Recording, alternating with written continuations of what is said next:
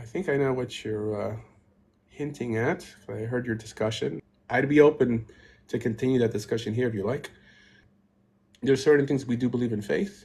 This idea that the lunar Sabbath or the lunar or strictly solar calendar was in some way something that may have been kept by biblical Israel. It's hard when the Torah is clear and the writings are clear that there was a court. Now, if you say that the court decided to go at one point in time by the solar calendar, it doesn't break anything. Sure, why not? And I heard you talking about the idea that the evening doesn't establish a day. There's something new with that. I think that's the opinion of the Rashbam. The Rashbam says, according to the Torah, the day begins when the sun comes up. However, Chazal, the Sanhedrin, declared it to be from when the sun goes down. You see, it's a misconception floating around in the Jewish world that all Jews believe that the Talmud was given on Mount Sinai. It's not true. There are many Jews, including myself, who believe that they're the rulings of the Sanhedrin. This is how Maimonides taught it. Now, he did teach that there's some portions of Rabbinic Judaism that must have been given on Mount Sinai, but that's not the bulk. It's not even 1% of what we consider Rabbinic Judaism. Your statements, I think, only offend people who don't know much about Judaism. Yeah, that conversation was about, like where's the word Friday and Saturday? I don't fall into those traps because I don't view Rabbinic Judaism like that. I view it as essentially fully man-made, essentially. And even the rabbi that I'm the most impressed with, which is Maimonides, also felt that the only portions that were given on Mount Sinai as part of the oral law, two segments. He says the Perush, like the interpretation, that's not a big portion of what we call Rabbinic Judaism. That's what we call Midrashei Halacha, which means interpretations of actual Torah verses, right?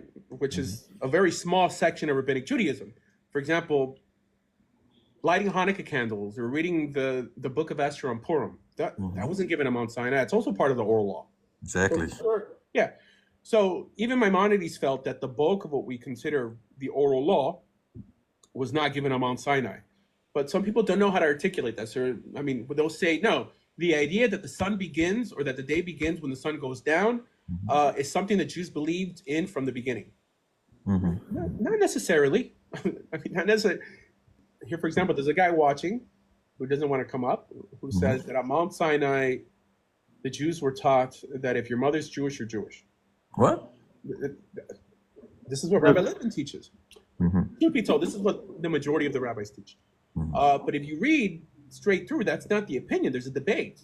Look it up. There's a debate between Rabbi Shimon ben Yochai and Rabbi Akiva, which, not that we need this rule, but the Rambam laid down as a rule for something to actually be what's called halacha l'Moshe Sinai, like actual instructions coming from Mount Sinai, there can't be any debate.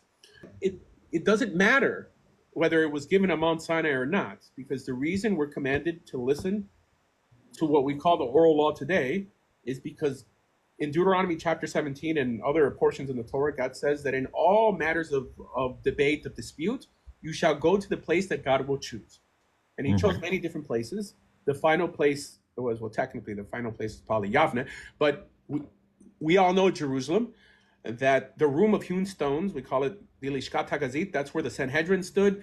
And for the sake of unity, their job was to give over consensus. This is how we're going to keep the Sabbath. This is how we're going to establish a month. Nowhere in the Torah tells us how to establish months, but it's fully man-made.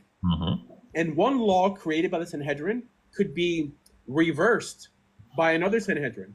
Assuming it's not on a direct Torah commandment.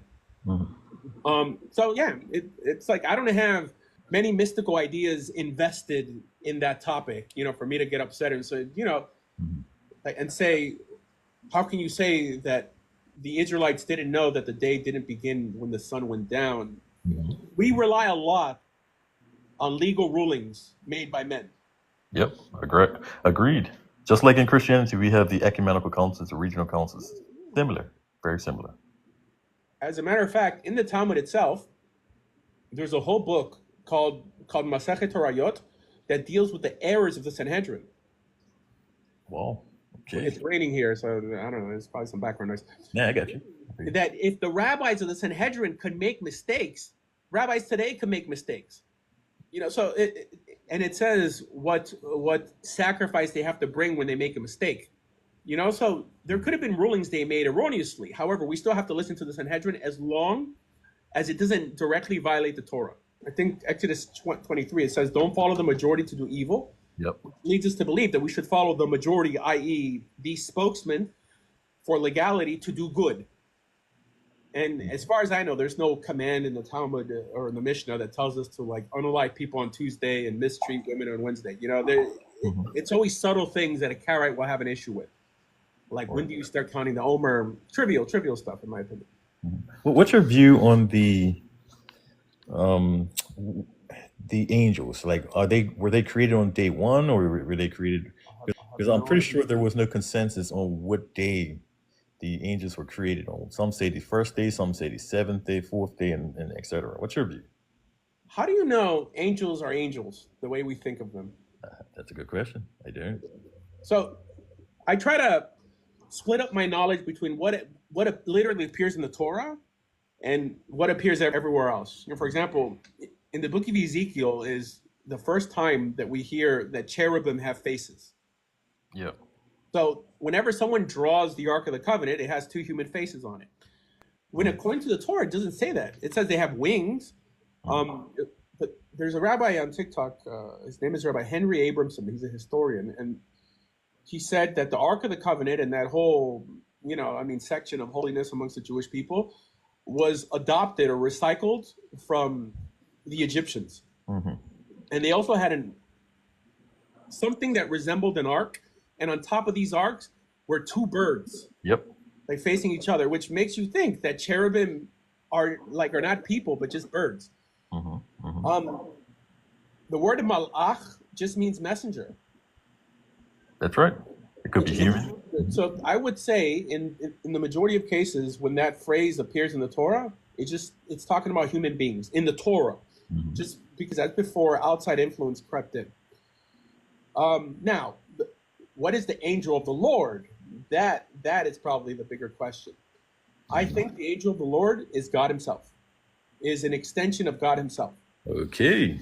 Very close to, okay. Because that would be the only logical conclusion. In one instance, he's called the angel of the Lord. Mm-hmm. In the next verse, he's called God. So it seems exactly. an extension of God. I mean, the idea that angels exist with free will, which is, I know that in Judaism, some teach that they don't have free will, but that's extracurricular. It just doesn't say that in the text.